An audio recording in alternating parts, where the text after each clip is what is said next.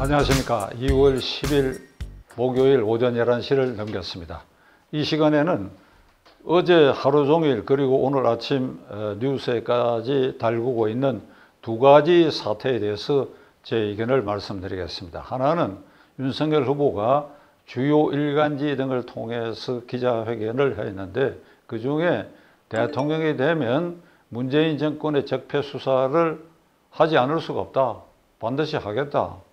그것은 검찰이 지금 하고 있는 문재인의 수사에 대해서 이걸 살펴보면 이걸 덮거나 제 임무를 충실히 이행하지 않고 있기 때문에 이제 적임자를 해당 부서에 임명을 해서 그들이 고소, 고발, 진정 또는 풍문 등에 의해서 문재인 정권의 적폐에 해당되는 수사를 그 시스템이 움직여 가지고 수사하는 것이다. 대통령이 특별히 명령하거나 그렇게 하지 않아도 그렇게 돌아가야 된다. 그렇게 꼭 하겠다. 이제 이런 발언을 했는데 이에 대해서 우선 청와대의 반응이 대단히 유감이다. 그 무슨 적폐가 있어서 지금 그런 말을 하느냐.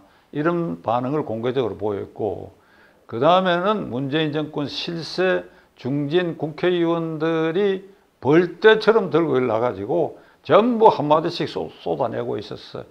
뭐 검찰공화국을 하려고 하느냐, 뭐 검찰총장, 대통령 자리가 검찰총장인 줄 아느냐, 씨알이 먹히지 않는 소리를 제 귀에는 그렇습니다.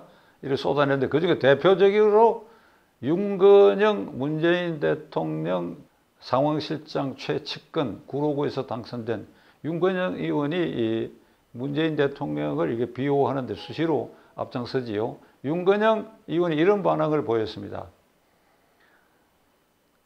가슴이 떨리고 말문이 막힌다. 가슴이 떨리고 말문이 막힌다. 제가 그렇게 말했다는 걸 뉴스로 탁 보고 처음에 피식 웃었어요. 그 다음 순간에 이 사람들이 저지른 게 정말 많구나. 가슴이 떨리고 눈앞이 캄캄하고 말문이 막힌다. 이렇게 표현했어요. 가슴이 떨리고 눈앞이 캄캄하고 말문이 막힌다. 요 세 가지로.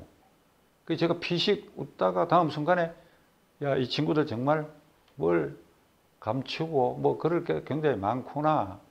그 반응은 본능적인 반응이라고 봅니다.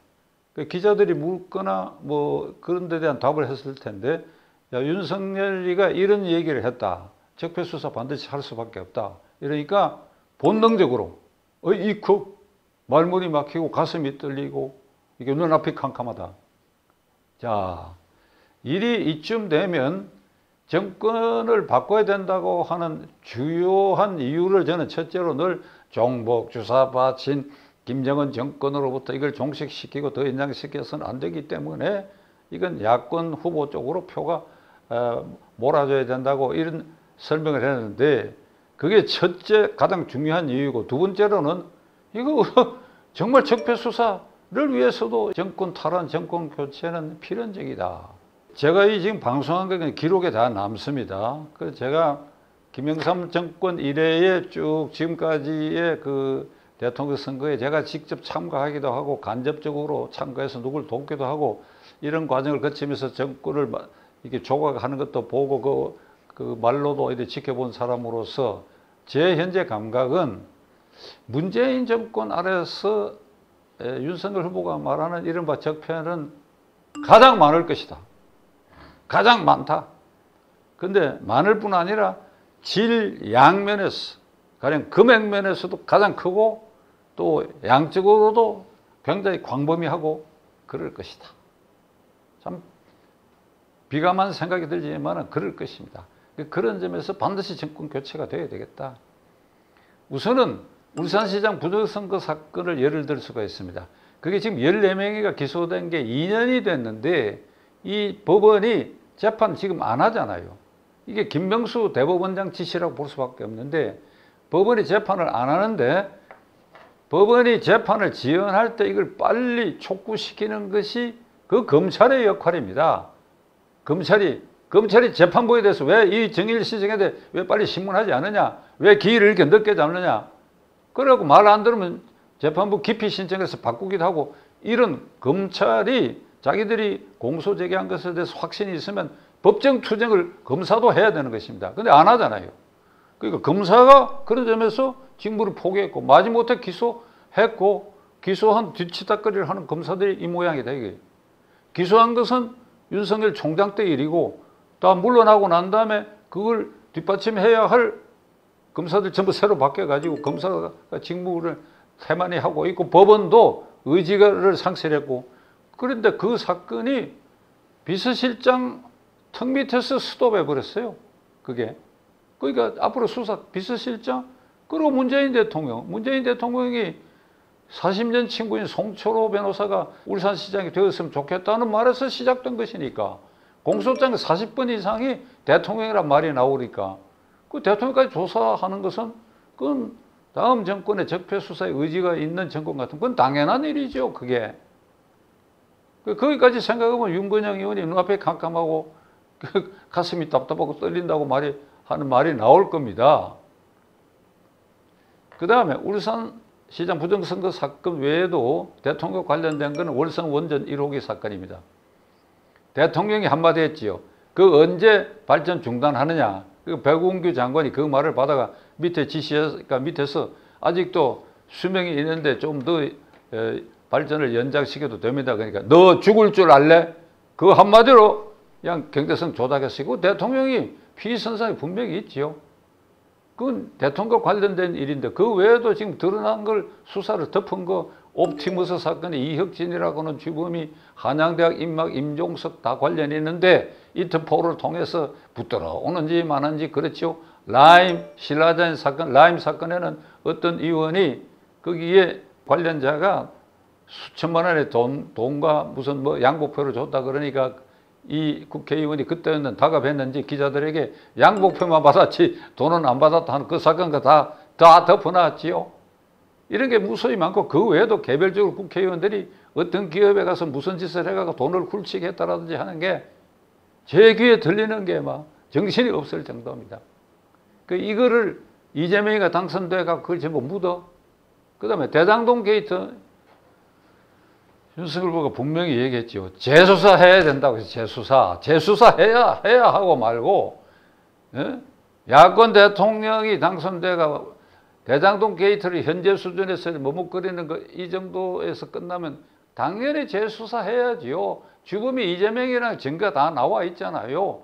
그리고 권선일 대법관의 재판 암거래 사건이라든지 그 다음에 성남 축구팀 사건에 거기에 민간 기업들이 160억을 헌금을 했는데 그게 다 성남시하고 이권이 관계되어 있는 거 뭐 지목 변경해서 땅값을 올려주는 대가로 이 두산그룹이 40억 원을 기부했다라든지 근데 그 현금화한 것이 행방불명이 됐다라든지 그거를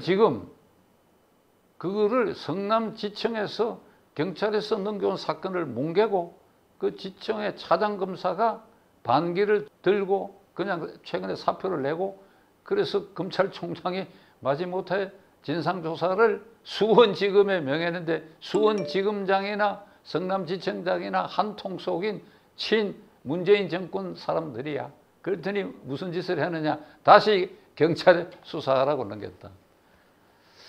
시청자 여러분들 우리가 국민의 한 사람으로서 이런 걸 우리가 생활에 바쁘니까 일일이 이렇게 뒤쫓아 볼 수는 없지만은 한마디로 개판이에요. 개판. 이 개판을 정리하기 위해서도 이게 정말 야권 후보가 이게 당선돼 가지고 이걸 싹 정리해야 되겠다. 그러면 혹자는 뭐 이게 정권을 바뀔 때마다 자꾸 이러면 어떻게 하느냐. 해야죠. 그런 과정을 통해서 이제는 정말 나라가 깨끗해지는 방향으로 가야지. 이게 썩고 병들고 냄새가 풀씬거리는 거 이걸 덮기 위해서 그쪽 편에 또 대통령을 세우고 이건 하늘이 대한민국 자체 대한민국 국민에 대한 징벌을 내리라고 생각합니다. 두 번째로는 안철수 후보와 둘러싼 여러 가지 풍문, 설이 있는데 윤석열 후보는 안철수 후보와의 단일화를 추구할 의지를 분명히 했습니다. 분명히 했는데 이에 대해서 안철수 후보는 일단 완전 부정은 아니지만 소극적 대응을 하고 있는 중에 이재명과 정권 쪽에서도 적극적으로 안철수 후보와의 단일화 또는 지지 선언 이런 협력을 얻기 위해서 물밑으로 아주 열심히 뛰고 있다. 그 증거로서 이재명 후보 자신이 그저께 김종인 씨를 가서 만나가 장시간 대화를 했다. 그 대화의 의미가 뭐겠느냐.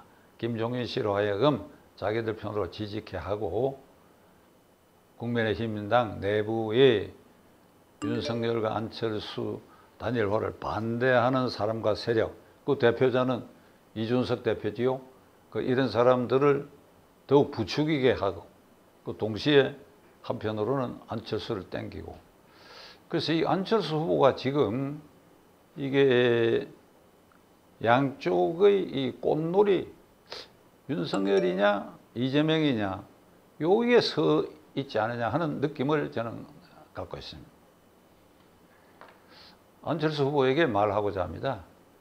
지도자는 이 자기가 이렇게 중간에 끼어가지고 어느 쪽으로 기울 것인가 이렇게 국민이 이렇게 쳐다보고 오해하고 있는 이런 상황이 오래 계속되면 그건 지도자가 아닙니다.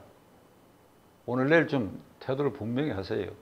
저는 안철수 후보에게 윤석열 후보하고 단일화하라 굳이 그렇게 말하지 않기로 했어요. 이재명 쪽으로 가려면 빨리 가십시오. 빨리 가십시오.